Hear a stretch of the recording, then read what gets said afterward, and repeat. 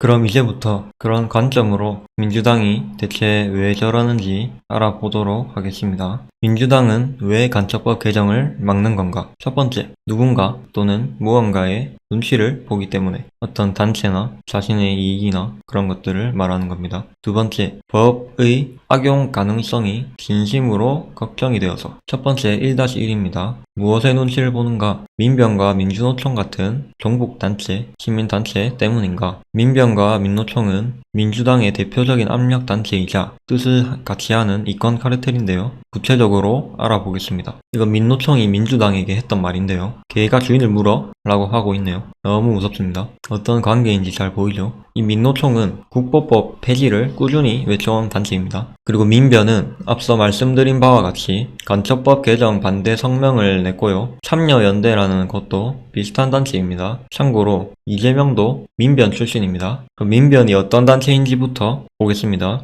민변은 간첩단 재판을 변호하면서 각종 법리적 시스템적 허점을 파고들어서 재판 지연을 코칭해주는 악명 높은 단체입니다. 이런 지연 작전으로 간첩 혐의자들이 구속에서 풀려나는 문제가 생깁니다. 우리가 이 지연이라는 것을 절대 가볍게 생각하면 안 되겠습니다. 확고한 반대는 눈에 띄지만 교묘한 지연 수법은 언젠가는 되겠지 라는 인식을 줘서 별일이 아닌 것처럼 여겨지기 십상인데, 이 사악한 놈들의 지연수법 이면에는 다 목적이 있습니다. 우리는 그걸 잘 주시해야 되겠습니다. 아무튼 이런 간첩단 사건 담당 변호사 40명 중에 30여 명이 민변 소속이라고 하네요.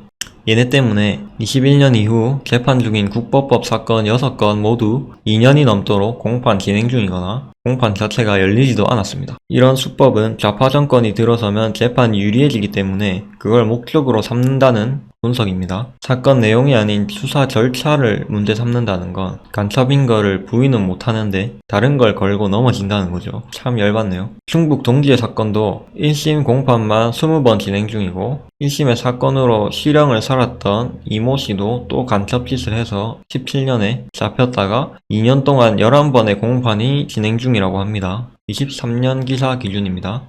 이런 간첩 사건은 1심을 최대 6개월 내에 끝내야 한다는 원칙이 있습니다. 이거 어디서 많이 본 것 같죠? 뒤에 나옵니다. 이런 간첩 혐의자를 재판 지연으로 석방시키는 건 안보 위협을 방치하고 증거인멸의 기회를 제공하는 것이다. 정말 문제입니다. 민변은 천안함이 북한 소행임을 부인했고 2016년 북한 식당 종업원 12명 집단 탈북 사건에 대해서 국정원이 강제로 데려온 것이라면서 그들을 북한으로 돌려보내려고 했던 전적이 있습니다. 이 민변은 이재명의 각종 비리를 덮기 위해서 이재명 방탄을 위해 변호인단을 자처하는 집단이기도 합니다. 민변 회장, 민변 창립 회원 등이 이재명 변호인단이고, 이 이재명을 변호했던 김형태라는 변호사는 이재명이 경기도지사 시절 쌍방울을 통해 800만 달러를 북한에 송금한 사건으로 2심에서 7년 8개월형을 선고받은 이화영을 변호하고 있는데, 당시 경기 부지사인 이화영의 유죄는 도지사인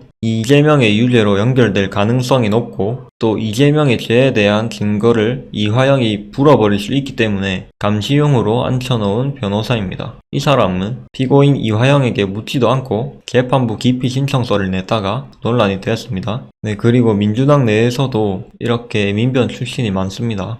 박범계, 박주민, 김용민, 전현희, 백혜련 등등 참 화려한 라인업입니다. 참고로 이재명도 재판 지연술의 장인이죠. 간첩단들의 수법과 정말 똑같습니다. 모두 민변의 작품이라고 할 수 있겠습니다. 이런 작품들은 찢어버려서 감방에 버려야겠죠. 민변도 국보법 폐지를 꾸준히 주장해왔고요. 차별금지법 제정도 꾸준히 주장해왔습니다. 시뻘건 색깔이 보입니다. 이 민변은 이석기라는 자를 변호하기도 했는데, 이석기는 진짜 내란을 음모했던 간첩입니다. 뒤에서 자세히 다루도록 하겠고요. 민변은 국보법 폐지뿐만 아니라 한미연합사 해체, 주한미군 철수, 연방제 통일 등을 주장해왔습니다. 대한민국 헌법 3, 4조를 완전히 반하는 주장이죠. 우리 헌법은 북한을 정식 국가나 정부로 인정하지 않습니다. 북한 주민들은 모두 우리의 국민이며 김정은과 김씨 독재 일가를 반국가 단체로 규정하고 있죠.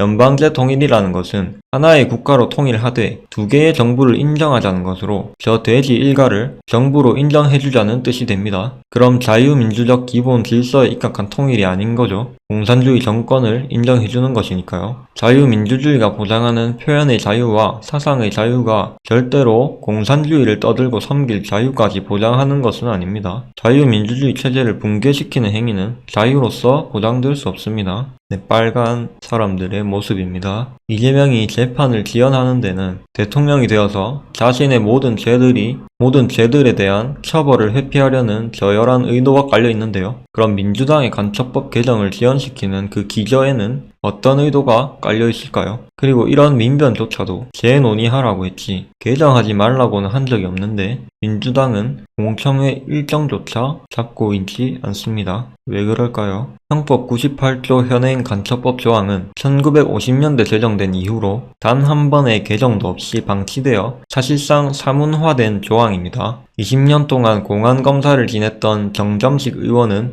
20년간 공안부에 근무하며 형법 98조로 기소된 사례는 단 한 건도 없다고 말합니다. 실제로 법령정보센터에 들어가서 형법 98조의 판례들을 보시면 1980년대 이전 사례들 뿐이고 한두 개의 2000년대 판례는 모두 옛것에 대한 개심 판결입니다. 대한민국에서 형법 98조의 소위 제명이 간첩으로 기소된 사건은 한 건도 없습니다. 대한민국의 적국은 존재하지 않기 때문입니다. 형법 98조의 의미는 국가보안법 4조, 그러니까 반국가단체 구성원의 목적 수행죄에서 소위 이제 북한의 지령을 받아서 간첩행위를 할 때 이걸 인용하는 조항으로서만 남아있는 것이지 독자적인 처벌조항으로서의 의미는 상실한 지 굉장히 오래됐어요. 늙고 외양간 꽂힌다라는 속담이 있는데 진짜 손은 잃었지만은 지금이라도 이 98조를 개정해서 나머지 손을 지켜야 되지 않겠습니까? 외양간을 꽂혀가지고.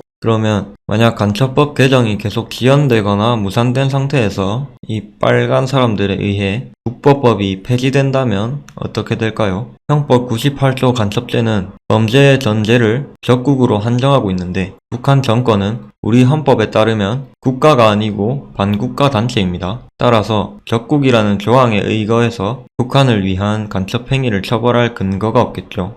해당 기사에서도 대법원 판례에 의해 준적국에 해당하는 북한 공산집단이라고 되어 있습니다. 이건 대한법무사협회의 글인데요. 흥미로운 분석이라서 가져와 봤습니다. 형법 98조는 앞서 말한 대로 적국을 위하여 적국의 간첩을 적국에 누설하는 등 적국으로 대상을 한정하고 있습니다. 북한은 우리 헌법뿐만 아니라 헌법재판소와 대법원도 국가로 인정하지 않으므로 적국의 범주에 포함될 수 없습니다. 대법원도 북한을 국가가 아닌 반국가 단체로 파악하고 있다고 돼 있죠. 근데 대법원은 한때 북한을 위한 간첩 행위를 처벌하기 위해서는 북한을 적국에 준하는 것, 즉 준적국으로 봐야 한다고 파악해서 간첩죄의 성립을 인정한 적도 있습니다. 다만 이러한 판례에 의존하는 것은 죄형 법정주의라는 형법 1조와 헌법 12조, 13조에서 명시하고 있는 대원칙에 어긋나게 됩니다. 범죄와 형벌은 법률이 정하는 바에 따른다는 것이죠. 따라서 엄격하게 보면 판례를 근거로 처벌하는 것은 죄형 법정주의에 위반된다는 법리적인 논란이 생길 수가 있는 겁니다. 형법 102조에는 준적국에 대해 규정되어 있지만